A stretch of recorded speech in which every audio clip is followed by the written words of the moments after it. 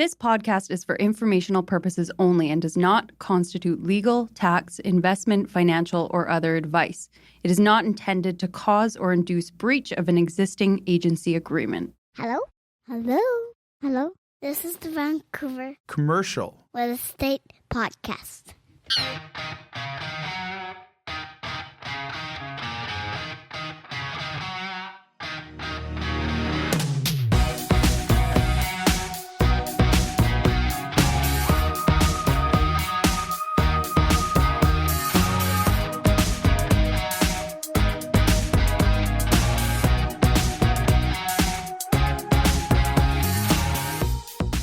And welcome back to the Vancouver Commercial Real Estate Podcast. I'm Cory Wright. And I'm Melisa Moretti. And Melisa, today, I'm excited for this episode. We have, for all those listeners, obviously, and this has been, very public news for so long, is COVID had a real impact on the office market, but also had probably a greater impact on the co-working spaces, which were the WeWorks and the Reguses of the world that people may recognize. So today we bring on Kane Willmott, who's the CEO and co-founder of IQ Offices, which is a national co-working space that is office space both here in Vancouver and across the country, to talk about the co-working space pre-pandemic. We touched all base a little bit on the pandemic, but also what does the future of that look like? Because as we know here in Vancouver, there was quite a few co-working spaces kind of prior to the pandemic. Not all of them made it through the pandemic. We had the big WeWork that never really materialized. But Kane's very bullish and has a great outlook on what that is. And he also talks about their client base, which I think for a lot of people might catch them off guard because their client base seemed to power right through and continue to go in the right direction versus maybe some of the other co-working spaces may not have had that same client base to build from, that they seem like they're off and running in 2024 and beyond. It's pretty interesting. Not necessarily what you would have thought. No, it's a great episode. We're very fortunate to have him on it. Like I said, I'm very interested to hear what his thoughts are on it. I think the listeners will be as well.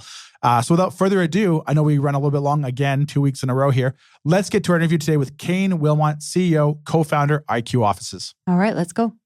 This podcast is presented by Impact Commercial. Impact Commercial, John, Alan, the team over there are fantastic. They've all been on the show. They have, yeah. Friends of the show. Great guys. Wealth of experience. They can help with all your commercial financing needs. Whether it's owner-occupiers, land development funds, commercial investments, or multifamily, these guys got you covered. And they recently obtained their CMHC correspondent lender status. So for all your commercial lending needs, visit them at impactcommercial.ca. That's impactcommercial.ca. All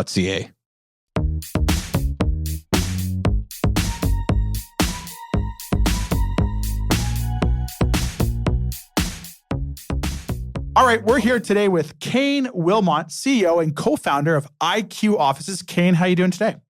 I'm well. How are you doing? Great, Kane. Well, thank you so much for taking the time to join us today. I'm excited about this episode, and we'll get into all that stuff. But before we dig into that, can you maybe tell us a little bit more about yourself and how you ended up at IQ Offices and your experience in commercial real estate? Yeah, absolutely. I started in office leasing in 1998, very long time ago, and worked through starting a number of companies. I started 3 brokerages, a public company, and then ultimately started IQ Offices in 2012 with my business partner that I started a brokerage with in 2009. Okay. So we've been running that company. Our first location was in Toronto in 2012, and now we've grown to 8 locations across the country. We have a location at 1055 West Georgia in Vancouver, and we're the largest Canadian-owned co-working operator in Canada. Amazing. Well, this is why I'm excited here, because obviously, and we're just going to put all the cards on the table here, pre-pandemic, the office market, especially in the city of Vancouver, as probably in most major cities around Canada, was a very, very strong market. And there was things such as WeWork, which everybody knows is probably the famous one from an international standpoint. And if you also have Apple TV, was kind of the co-working space that a lot of people that didn't understand that industry all knew about it. In Canada here, we had you guys, and there was various brands that also had played with that market. COVID hits, the office market just seems to really dry up because we didn't know what that looks like. Now we're sitting here 2024, almost into 2025. It's feeling like things are going back together, but I'm extremely interested to hear how have the last couple of years been for the co-working space. Obviously, you guys are bullish. And what are you guys seeing on the forefront within your market space? Yeah, well, I can speak to Vancouver specifically. Yeah, please do. Vancouver is one of the best markets in Canada. It was before the pandemic, and it is post pandemic in terms of vacancy and movement and absorption in the areas that we are in within the city. Yeah. Which is downtown, right downtown. So the market, in Vancouver had done well through COVID, and I can speak a little bit about COVID. I try not to go too far back then, a little bit of PST, but I can talk to how our business model fared during COVID. So when we went into COVID and everything went into lockdown, Vancouver was one of the least lockdown jurisdictions of the four that we're in, being BC, Ontario, and Quebec. Yep. So we actually saw the most amount of movement in Vancouver versus any of the markets across Canada. So that was very positive.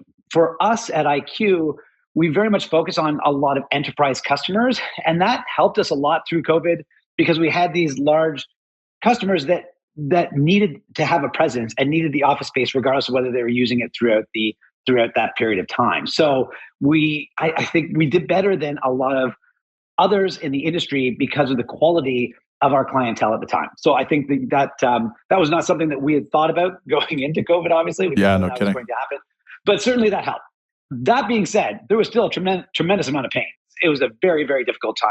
As you know, with our business model, we lease spaces for a long term. We do short-term transactions. So when you have something like a pandemic happen, companies can react really quickly. Yeah. It's one of the great benefits of being in a co-working space is that you can react quickly and suit your office space to your immediate needs. So every month we would have groups that would be giving us notice, and then we'd be filling up, but we'd be filling up slower than we were getting the notice at the time.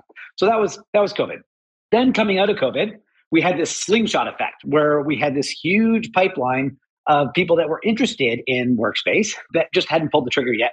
And because in co-working, you have such short timelines to do the transaction, they could wait. They don't need to think about, what do I need? I need to get this office space ready. It's going to take 6 months to a year, so I got to make a decision now. It's literally the next day. You come inside an agreement the next day, your whole team can be working in the space. So that delayed the decision, but what it also meant is that everything came in like a fire hose, right? Like once everybody came back to the office, it happened almost all at once and everything just filled up really quickly. And so most of the people in our industry experienced that post-COVID. So there was that slingshot effect where everything just filled up. It went through this period where you had the vacancy, all that vacancy got filled, everything was doing great. And then things started to stabilize a little bit more after that. And what I mean by that is that I think companies started to realize exactly how they were going to use the space. I think there was a number of business leaders that were thinking, we're just going to go back to the 5-day work week, or, COVID's over. Now we're going back to what was pre-COVID. And a lot of those decision makers came to the realization that was not the case, that people weren't utilizing in the office in the same way. They weren't hiring the same way. Some people were coming back to the office. It was sporadic at times. Some wanted to be in the office all the time, but it became much more complex. The real estate decision-making in terms of workspace became much more complex on the other side of COVID. Yeah. And so what we've seen now is we saw a flattening. So a slingshot, everybody comes back to the office. Then a bit of a flattening where people were figuring it out. And now what we're seeing is a significant increase in demand. And the reason why is because many companies are looking at their real estate now and deciding to go for a co-working space in place of a traditional lease. So they want to make decisions quickly. They want to have the exact amount of space that they are looking for. And they want to make sure that they're not taking on more space than they need. They want to make sure it's efficient. And ultimately, what I'm hearing from many companies is that pre-COVID, the way that people would view office space it was simply math. It was, I have 50 employees, take that times 125 square feet per desk or whatever the case may be, and you would just go out and find that space, 12,500 square feet, for the right size, right? And you would go and find that space. Nowadays, what we're hearing from the real estate decision makers is they're looking at workspace and office space more as like an investment. There is the question now of, do we need it, right? Which didn't exist for many companies prior to COVID. So now we're seeing companies say, if I'm going to make the investment in workspace, I want to make sure I'm getting a return on it. And then what is a return? And so the return is engagement. Like if I just have to boil it down to one word, they want to have highly engaged staff. Everybody wants that, right?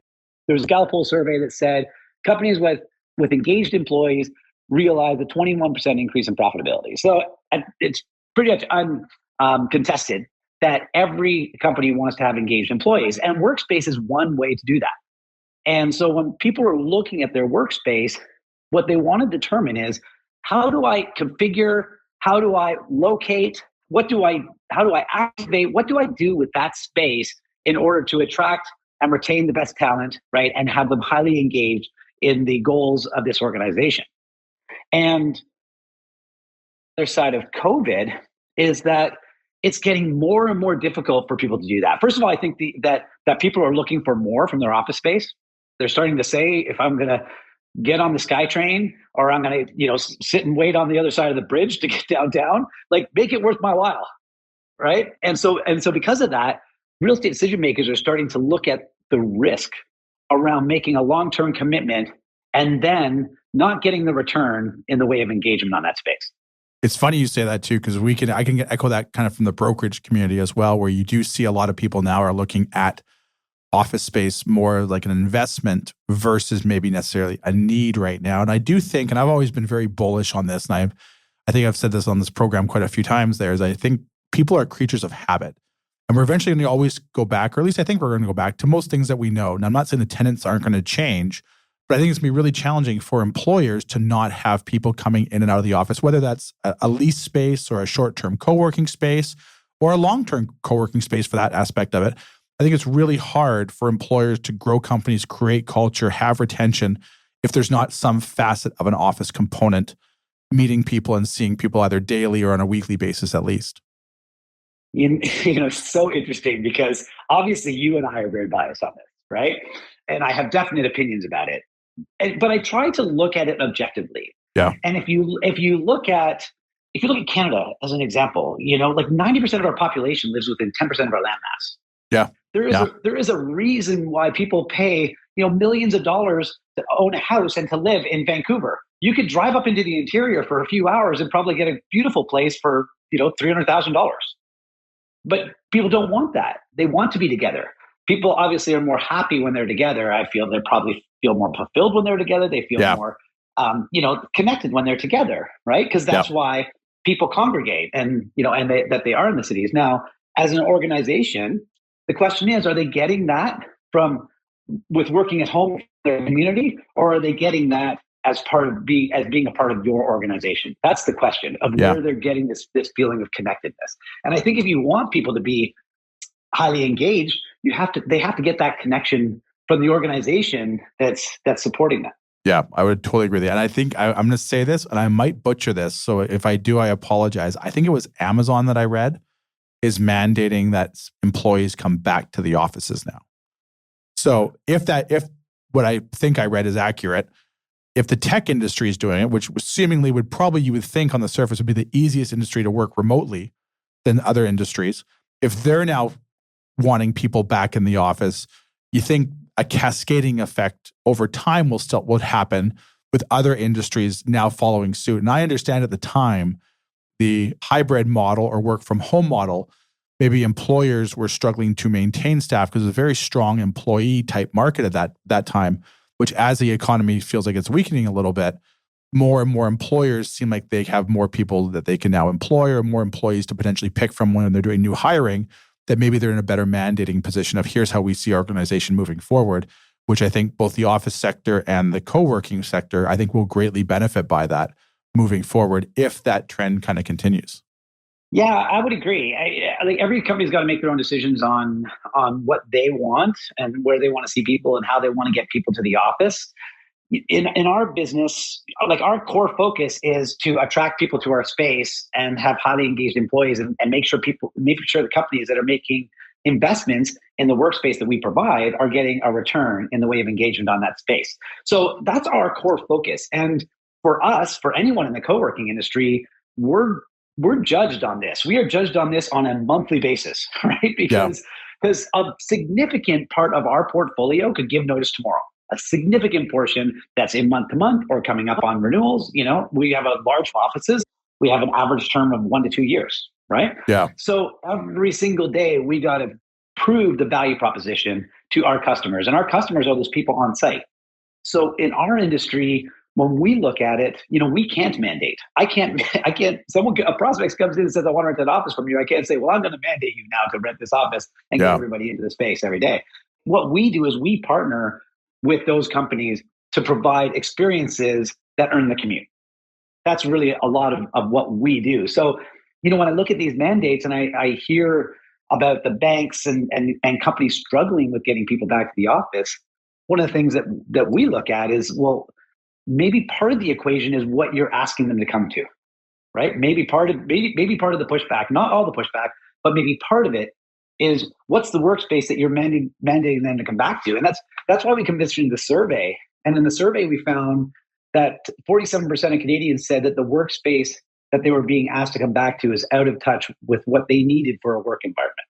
And we commissioned the survey because instead of looking at, like how many people are coming back or what the utilization is or what the occupancy is, we wanted to start at the customer and work backwards and figure out, okay, well, why is there so much pushback? Obviously there's a multitude of reasons, but of course, our interest is in workspace, right? Yeah. So is the workspace, are people saying, I love the office, I just don't want to go there because I want to stay home and I want to have flexibility and I want to create my own schedule? I'm not sure that that's the case, right? And that's why we commissioned the survey, to really dig in to understand, is it that, or is it that the workspace that they're going to isn't inspiring? Is it the workspace that they're going to doesn't have the energy that they're looking for? Part of that survey said that 76% indicated that they could be enticed to go back to the office. And we broke it down on like, what's the level of importance? Like, what is important to you in coming back to the office? And number one was well-designed working environment. Number two was perks like free snacks and beverages. The third was a central location. And then the fourth was convenient amenities. So I think, most of those things are fairly intuitive in terms of what people would want going back to the office. And I think as the companies that are looking at doing those mandates, or the companies that are not doing the mandates, but are looking at what do I need to do to get people back to the office, if that's the priority, they can look to this to start checking off the boxes and saying, what is it that you need? What is it that I can do to create this environment and foster collaboration and provide you focus space and make it so that when you come to the office, you feel like that was a good use of your time. Well, I think it's sort of amongst maybe just people within the industry at least on the office side of things out here in Vancouver, is a lot of people have always felt the office market, I think, will eventually come back. We're not a head office city. There's not a ton of office space. There was a really, really unfortunate COVID situation. A huge amount of product was getting delivered at the wrong time that obviously wasn't getting absorbed, and that definitely impacted kind of vacancy numbers. But I think a lot of people have always felt like the new office will be like a flight to quality type of thing, that you've got to have unique offerings or more things to offer to have people want to come back. So it's funny that you touch on that as well. That's one thing sort of in the, over here, it's been sort of spoken about that if for the new office buildings, like these are not new office buildings, but just office buildings, period, there has to maybe be end of trip facilities and all of these new things now that would probably hopefully entice more people, tenants, employers, and employees to occupy these buildings moving forward. So I think we're on the same page there. One thing you actually said there that I thought was really interesting, maybe you can elaborate a little bit more for our listeners, is like the enterprise clients. Because I think a lot of people think that these co-working spaces is maybe a 1 or 2 person operation that they worked from home and they're going to go into the office every now and then, or they want a private office. But talk to us more about like the enterprise clients, because that seems like a very unique strategy that obviously worked well for you guys. Yeah, absolutely. So, and I can even talk to the trend on that. So when we built our first location in Toronto, we built what we consider to be the best quality space in the market. We went down to Soho, to New York, and saw WeWork's second location. It was 200,000 square feet, brick and beam, gorgeous building. Loved everything they were doing, because at the time, co-working was really like executive suites with drop ceilings and carpet and not very inspiring. And then we saw WeWork and we're like, this is amazing. What we didn't like about it was the lack of privacy around the space, and really the target market. WeWork at the time was typecast for really the startup community, and that's not what we were going after as a customer. So we built this space that was very highly designed. We focused on privacy elements. We put security in place, and we put private VLANs for all of our internet. And we made the nicest space we could possibly make, and we put ourselves in it so that we could enjoy that space. And what we expected was we were going to get like high-end entrepreneurs, like basically entrepreneurs that had maybe are onto their second location. They're well-funded. They want the best space in the city. That's what we thought we were going to get. What we found we got was actually large organizations, and usually they're satellite offices for large international organizations, because that ended up being the customer that could really draw a straight line from their investment in the employees and their investment in the workspace. They were putting people into our space that had very high salaries, as an example, right? So they weren't looking to save $200 a desk when they were coming to Toronto. What they wanted was they wanted the best possible space in the market. And that's what we've delivered across the board. And we feel that's what we've delivered in Vancouver as well. And as a result, our portfolio has always been a lot of enterprise companies, larger organizations. For confidentiality reasons, I can't mention them, but yeah, absolutely. Technology, trillion-dollar technology companies. We have banks, we have accounting firms, we have universities, we have large organizations within our spaces. And what we found post-COVID, this is really interesting. What we found post-COVID, landlords started to build out show suites. So this is show suites is not a new thing. It's a concept. I started in office leasing. Some of my first listings, I remember talking to landlords and saying, you just got to build it out, and then we could lease this space. And landlords at the time would say, well, you know what's going to happen? I'm going to build out this space, and then they're going to come in and say, I don't like it, and they're going to rip out all these improvements I just spent all this money for. And then it would be used at the time to basically lease up that space. They'd maybe make some of those improvements, but ultimately they get a 5 to 10 year deal. Today, what we're seeing is that companies don't want to make long-term commitments because they've already been burnt by COVID. On top of the fact that they just don't have any sight lines into how they're going to use the workspace for a long period of time. So landlords are having to build out spaces. In markets like Vancouver, we're seeing show suites of 10,000 square feet, very large show suites. So what's interesting is with these show suites, we've seen some of the small to medium-sized businesses in our portfolio going to show suites, mostly because they think they're cheap. Because they look at the monthly spend on the show suite and it's only rent. Of course, you don't have all the things layered on that we have layered onto our spaces, and they end up going to that space. Those same spaces are now getting backfilled by large multinational corporations because they are all coming off the sidelines now. And if you talk to any Fortune 500 company, ask them if they have a flex strategy within their real estate portfolio. And what we're seeing is 10 out of 10 do some sort of strategy around their flex space. So we're seeing those spaces getting backfilled. And for those companies, they're doing the math and they see the tremendous benefit of going into a space that they don't have to manage and activate. Interesting. That's it. Now, I'm obviously, as we've talked about, we're both kind of bullish that we think things are going to move in the right direction. What does the future of co-working space look like? Like, how does IQ offices expand their operation? How do they pour fuel on the fire type of thing as the office market seems like it's coming back? Yeah, I mean, it's interesting. So there's a bit of a challenge with regards to that. What we're seeing in the market, in many other markets. I'm going to London next month for Juicy London, which is a conference for co-working spaces. Okay. And in London, 10% of the office inventory, and think about how much inventory there is in London. 10% of the inventory in that market is co-working. So you're seeing this tremendous amount of space in that market that's servicing the international community. What we're seeing is the majority of those transactions are now being done on a management deal basis, meaning that the co-working operator is working with a landlord under a management structure for them to manage the space. And then there's essentially like a waterfall and a profit share. And ultimately, it's a fee for service. And that's how co-working spaces are growing in markets like London. In markets like Canada, it's much more slower to adopt. First of all, we're about 2% of inventory. Yep. Across Canada in the major markets as opposed to 10%, right? Yep. So there just isn't the level of adoption in the Canadian markets that you're seeing abroad. In addition to that, landlords are just not interested. Landlords are looking to do long-term leases if they can, obviously with covenants, and they prefer that. And so does their bank over doing a management deal with a co-working space. Because of that, I think you're going to continue to see a restriction of supply in the market. And I don't think you're going to see tremendous growth on that basis. Co-working spaces are going to grow, but I think in a measured way. Because I think from the landlord's perspective, given the choice, they would take a bank for 10 years over, taking us on as a manager for the space. And, I think the building would do better having us there for a multitude of reasons, but I also understand because we own buildings too, that, I understand the intentions behind wanting to do just a long-term lease in the space.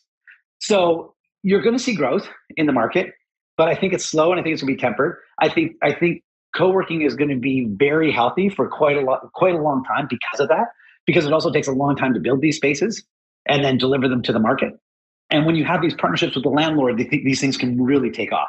I do think in the fullness of time that you're going to see more and more landlords introducing co-working into the portfolio, because it's such a great opportunity to activate the space with a company whose core business is, attracting people to the space, right? Yeah. That's our core business. And so we are a B2C company. If you look at a landlord is a B2B company primarily, right? Yeah. Like I'm talking in broad terms, but essentially it's a transaction between the company and the landlord, right? Whereas ours, yes, we sign a license agreement, which is a transaction between the company and IQ, but the delivery of service every day is a B2C delivery of service. We deal with every single person on site. Everyone can come to the front desk and we take care of every single person. We onboard every single person at IQ. We offboard every single person at IQ, right? We take care of all of their setup. We make sure that every single day is a fantastic day and they have a great experience in the workspace. And that's something that we do every day. And I think that ultimately, if you look at thinking about future-proofing a building, if you offer this kind of service, I think you're gonna have a significant competitive advantage over just doing a long-term lease. And I'm not saying like the entire building needs to be this. Like we're opening a new location in December, 60,000 square feet in Toronto. So obviously we're very bullish in the market. Yeah. But in this building, it's entirely co-working. The entire building from the ground floor right up to the rooftop deck is entirely co-working. So, but I don't think that necessarily every building needs to be that. But I do think every large building in Vancouver should have some sort of co-working space that allows tenants, when they go into the building, to say like, I could take 5,000 square feet, or I could do 4,000 square feet. I'd be much more comfortable. I'll take it for a longer term because I could leverage the co-working space because I don't need to have a big boardroom, right? I can go down to the lounge that's going to be activated. I can bring my employees there when I need to. If I have some people coming in from out of town, 6 people for a week, I can rent an office for a week.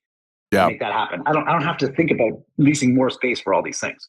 One question I have you here, I know we're getting to our stop time here pretty soon, but one question I have, like obviously you've talked about like kind of the areas that you're currently located in, downtown Vancouver being one of them. Do you foresee yourself expanding outside of the downtown office market in BC? Like do you eventually see yourself maybe in like a Fraser Valley market or even a Vancouver Island market? I wouldn't rule anything out. What I will say is that most of our customers are the enterprise customers. A lot of our customers are multi-market. Yeah. And what we find is where they want to be is the downtown core. It's also what we know. We know the downtown core. We know the customer that goes to that area. We know that our customer wants us to be in those areas. And I also think there's still significant opportunity for us to grow within the downtown core of Vancouver, which we definitely want to do. So we always look at opportunity. We're opportunistic. So, we're entrepreneurial guys. We'll always look at different opportunities as they come our way. But our real focus is to be in the downtown cores. Well, Kane, amazing. We appreciate you taking the time to kind of unravel the co-working space and what the future of the co-working space is. But before we let you go, we have a lighthearted 6-pack of questions we ask all of our guests. We get to know you a little bit more outside of the office. Do you have a few more minutes for us? Absolutely. Great. Thank you so much. And Melisa, lead us off. The 6-pack is powered by our good friends over at Red Point Law. Red Point Law, Cory, Tim, Falco, Scott, and the team. These are great people with a wealth of experience when it comes to commercial closings and private lending. And I just want to say, Cory, not to cut you off, they have a perfect 5-star review on Google. So for all your commercial legal needs, visit them at redpointlaw.ca with offices in Vancouver and now open in downtown Kelowna. All right. Favorite vacation spot? Oh, favorite vacation spot. That's an interesting one. I have so many. Cocoa Beach would be it. Cocoa Beach. Cocoa Beach. Yeah, Cocoa Beach. It's in Florida. It's close to Orlando. Nice. It's the birthplace of Kelly Slater. So we like to go down there as a family and surf. So that's definitely one of my favorite spots. Amazing. Next question up here. A book recommendation for all of our listeners. Doesn't necessarily have to be real estate related, but it can be. I've got a great one, and it's not real estate related. It's Shoe Dog. Oh, with Phil Knight. It is the story of Nike. Yeah. It It's the best book I've ever read. I recommend it to everyone. It's a great book. And then now, just correct me if I'm wrong, because I've listened to the book and I've also seen the movie Air. Is the movie Air the adaptation, kind of quasi adaptation of the book? I think so. Yeah. I think that's the idea. When I watched the movie, it was good. Yeah. But I feel like it picked up about 10%. Yeah, I know. I think I got the Shoe Dog, like the audio book, I think right when it first came out. And one thing that I was really surprised with, and I'm not giving away anything here, people may or may not already know, is the waffle maker. How they made some of the shoes, the bottom of the shoes was designed from like a waffle maker, or they'd poured rubber into a waffle maker or something like that to create that pattern at the bottom of the Nike shoes early days, which when you look at it, now it makes sense. But at that time, it was probably very innovative. There's so many things that he did that was innovative. I've been even thinking about, at the time when he started that company, going over to Japan, just getting to Japan. Never mind trying to figure things out when you're everything was landline and they just didn't have the technology. The thing that book that really resonated with me that I'll never forget is he said, so he goes through the whole thing, and ultimately at the end of the book, he's taken Nike public. He's a billionaire. He's made it, right? Yeah. And obviously the book's all about like his struggle. He struggled a lot. Yeah. Right? Yeah. But he said when he was at the end, even with all the struggle, almost going bankrupt, not being able to make payroll, all the things that he had happen to him, he said, I would give every dime I have to go back and do it again. Yeah. And it makes me, when you have, COVID, right? Yeah. When you think about COVID and you think about how bad COVID was for so many people in our industry, right? Those are the kind of words that I would go back to and think about and think, as hard as this is, there is a day in my life where I will probably look back at this and say, I would love to do that again. So I'm going to try and just live in it. And I'm going to try and, be the best part of me to get through it. Yeah. Great recommendation. All right. Next question. Favorite band or musician? Oh, okay. I have to say Tragically Hip. It just seems like a Canadian thing to say, That's. I don't think we've ever had the Tragically Hip in the years we've done this, but that's a great one. Really? Oh, I love Tragically Hip.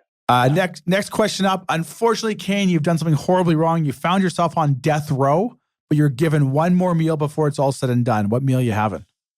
I have to think it's steak and lobster. It's just something you just don't have all the time. So that seems like that'd be it. Great choice. All right. You are drunk at a bar. You're handed a karaoke mic. What song are you singing? Oh, that's good. Saturday Night's All Right for Fighting. Oh, good one. And last question up, and I'm just making the assumption based on the area code we're calling you from here. You got to be a Leafs fan. Yeah. I mean, I try to be. I'm not. Yeah. I'm a bandwagon fan at best. I don't follow a ton of sports. But when the Leafs, get into the playoffs, which only happens every few years, I get all excited and then I get disappointed. Okay, that's I've done that a few times. So our last question for you is here, and we're customizing it for you. Is this the year the Leafs will break the curse and win the Stanley Cup?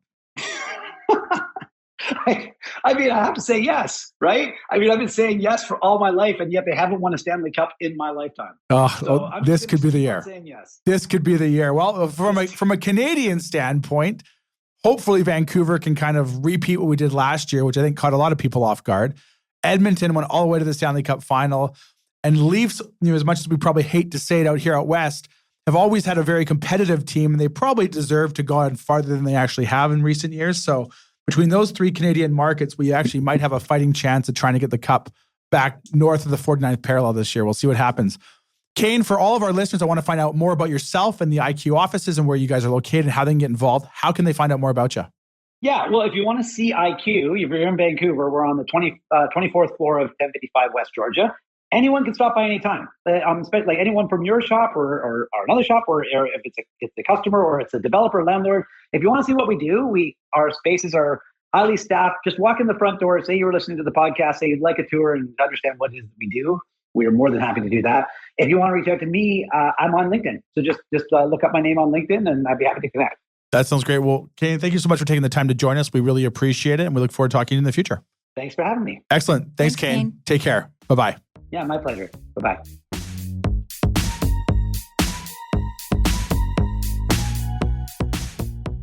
There you have it, folks. Our interview today with Kane Willmott, CEO and co-founder of IQ Offices. I thought that was an outstanding episode. Very good conversation with Kane. And one thing I will say, and then when we're talking on there and we're going through the six pack, I don't think we've had anybody to date in the years that we've done this now pick the Tragically Hip. That's tragic. I know. It's like kind of like the Tragically Hip were kind of like the Canadian band before Nickelback became the Canadian band. Okay. And now Nickelback's progressed to the world's band. Oh, yeah. Right. Yeah, and biggest, the Tragically Hip is still tragically Canadian. Yeah. I think one thing too, like I love the Tragically Hip. I think they struggled, I think, to break into like kind of the American markets and stuff like that. Maybe because they were branded too Canadian. I don't know. I'm making an assumption here with it, but they were outstanding. I'm really surprised we haven't had someone else pick the Tragically Hip so far. Are you? I am there. And then also the book Shoe Dog, which is a tremendous book all about the Phil Knight story and Nike. Mm-hmm. I don't think we've had anyone pick Shoe Dog yet. I've heard a lot about that book. It's a great book. And then you have the Amazon movie Air, which is kind of like the semi-quasi adaptation of the book to tell the story. And he goes deep into like the Michael Jordan era and how that really changed Nike. And just, I'm just really surprised we hadn't had that. Yeah. Well, Kane knows what's going on. Yeah, he's a good guy. And I guess to leave us on a final thought, and I guess depending on what you read or who you talk to, our neighbors down south dropped 50 basis points this week. And I think from a majority of things I read, I'm going to say surprising, where I think everyone knew 25 basis points was coming. Yeah. Some people maybe were optimistically thinking 50.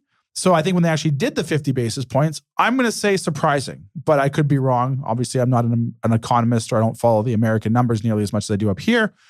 But it seems like it maybe was a surprising move to get 50 basis points, which I think opens the door for Canada. Yeah. That we can even go down maybe a little more aggressively than we already have, because we got to somewhat keep American interest rates in mind because of obviously our dollar. And if we drop maybe too fast, our economy looks weaker. That could impact our dollar, international trade. So yeah, I think that's a good sign. Now, the economy's got to hold itself together here, obviously, but if it can continue to do that, hopefully, and move in the right direction and not bottom, could be good then news. These interest rates are going to keep going the right direction. And then recently I saw an interest rate for a client on a 5-year fixed sub 5%. Wow. Yeah, I think it was 4.85 or something like that. So that's a great sign that we're now seeing that in our commercial market, which these numbers now make it a little more palatable, which will have dramatic impact on your loan to value side of things, which that's an episode we should do. Loan to value. That's the question we get asked probably more than anything, I feel like, when people are buying property. Is the loan to value side of it. That will open up a little more doors there to make it maybe a little more palatable for investors now to get back in, even owner occupiers that are trying to get financing. So all in all, I think it's very bullish moving forward. Yeah. For all those people who are interested in doing commercial real estate or have any questions, they're welcome to reach out to me anytime. They can reach out to me by email, Cory@williamwright.ca. They can visit our website, williamwright.ca, and sign up for the latest and greatest news. Or you can always call our head office in Vancouver, 604-428-5255. Let us know what you're looking for, and we're happy to put you in touch with any of the agents throughout the province. And for those who want to buy and sell houses in this crazy low interest rate market we're talking about, how can they get a hold of you, Melisa? Yeah, you can call me 778-869-4477 or email me at melissa@vancouverrealestatepodcast.com. Outstanding. And we'll be back next week, guys, with another new episode. Thanks for listening. All right. Have a good week. Take care. Subscribe today.